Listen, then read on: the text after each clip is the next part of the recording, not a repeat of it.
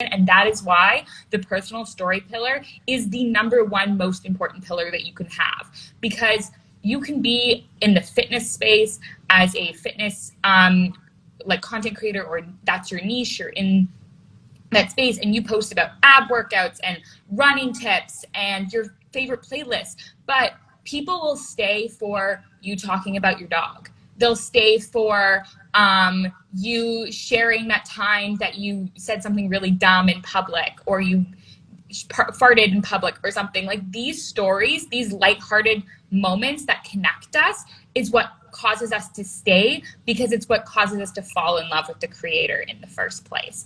And that's something that's truly special and truly unique, and no two personal stories are alike. A lot of the time people are asking, oh, how do I like fit my personal story into my pillars? I often refer to it as that kitchen drawer that you have, that you kind of just throw a bunch of stuff that you don't really know where it belongs into, and it's kind of a chaotic mess. That's kind of the real life version of a personal story pillar. It's basically everything about your life that you don't know where to put goes into the personal story pillar, because it's still worth sharing and talking about and having that connection with your audience about your personal story.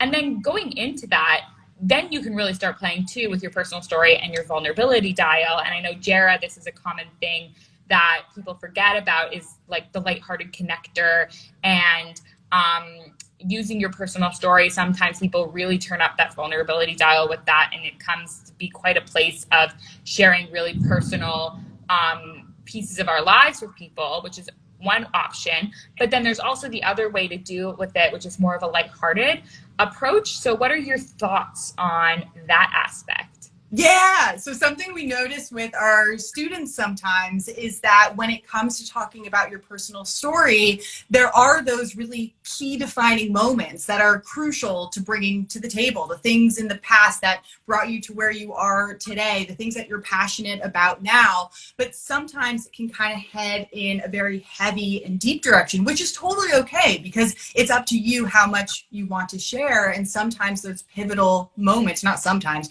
oftentimes those pivotal moments are so important for kind of peeling back the curtain and allowing our communities to get to know us better. But I love that question, Alana, because sometimes we want the fun, the lighthearted, the day-to-day that perhaps can even almost seem mundane and routine. Those are really key pieces that we want to weave into our content strategy to also open up and let people know who we are. I think reels and stories are an incredible way to allow a little bit more of that lightheartedness to come through, because I think sometimes with a photo, with a caption, it's not as, I think it takes like a really skilled writer to make someone laugh from a caption alone. But reels, when we have different ways to lip sync over sound or talk over sound, or stories just to like talk about, you know, an embarrassing moment that just happened, or you just found out that you pronounce a word wrong and then you can do a poll on it. There's all these little ways that we can just share the day-to-day and the more lighthearted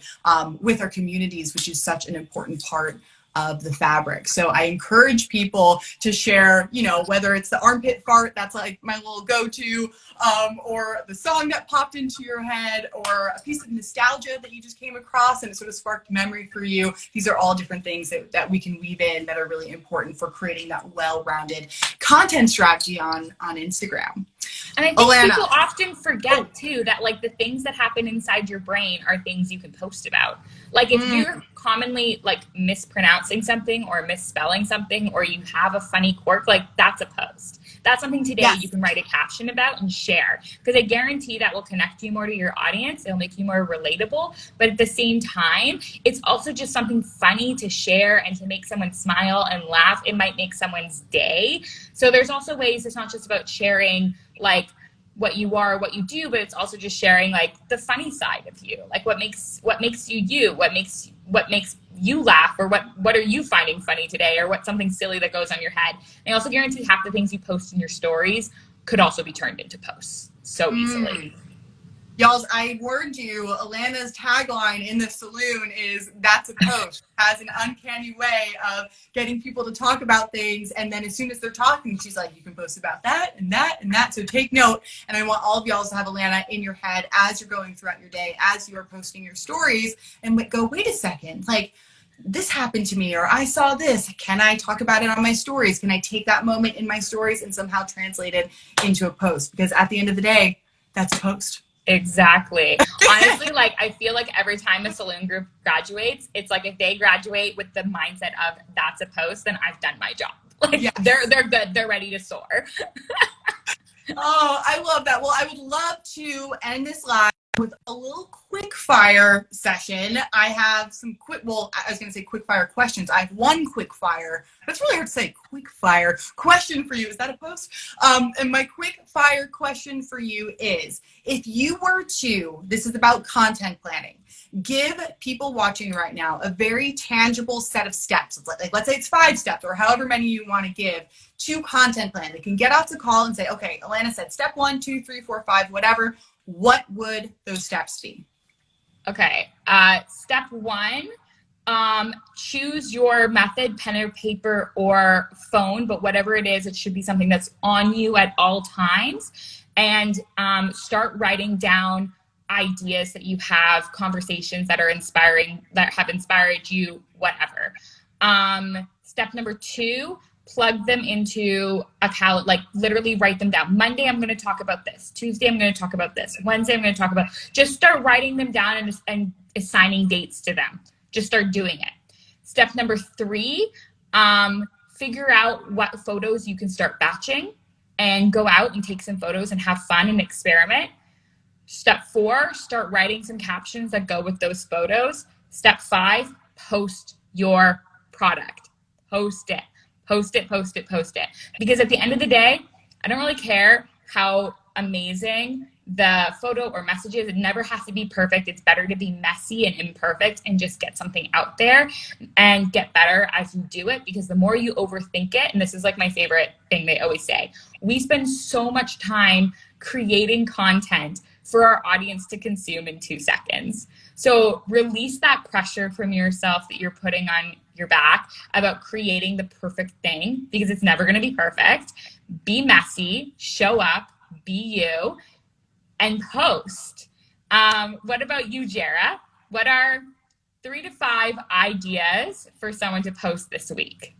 Ooh, I like this quick fire. Okay, so the one I always like to suggest is a reintroduce yourself post. This is something you should do once every 3 months, 4 months, and going back to that idea of repurposing, don't worry about repeating yourself, because there should be lots of things that you can talk about. You can talk about how you got to where you are today, 2 truths and a lie, 5 facts you never knew about me, or just tell us a story, perhaps zero in on a particular moment. So reintroduce yourself, but do it in different ways every time you post one of those. So that's number 1. Next thing that I want someone to try is more in that lighthearted sector. Scroll through your reels, choose an audio, whatever one comes up first that like kind of speaks to you. Don't spend an hour trying to pick it. Choose one audio and do that kind of lip sync reel and create a caption that still has value in it and apply it to your niche, your passion, your expertise.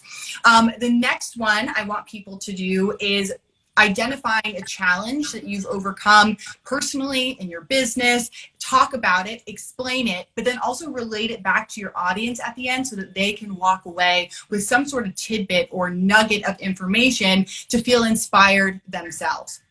Number 4, create a list caption. Think about some sort of information, knowledge you have that can then be translated into a list. 5 steps to this. 3 ways you can do X, Y, Z and create a list. The last one I'm going to leave you with is going to be one that perhaps is the most challenging for people. It is, if you have a business, a product or service, I want you to remember that no one knows what it is that you do or sell unless you talk about it. You have to people are not mind readers. So you kind of have to serve this up on a silver platter and say, hey, did you know I do this? Here's how you can work with me, etc. It doesn't always have to be salesy. There are different ways to kind of turn up and down the selling dial, calling it a hard sell or a soft sell. But let's keep it simple for now. And in this selling post, have 3 ways to work with me, or a client testimonial, just something that gives information that you are a service that people can hire or a product that people can purchase. Alana, I think we are going to wrap things up here today, but I want to thank you for coming on. It was so awesome to have your content expertise. So thank you. We'll definitely do this again. And y'all, the next round of the Saloon is fast approaching. Doors for enrollment are going to be opening up in mid-July. And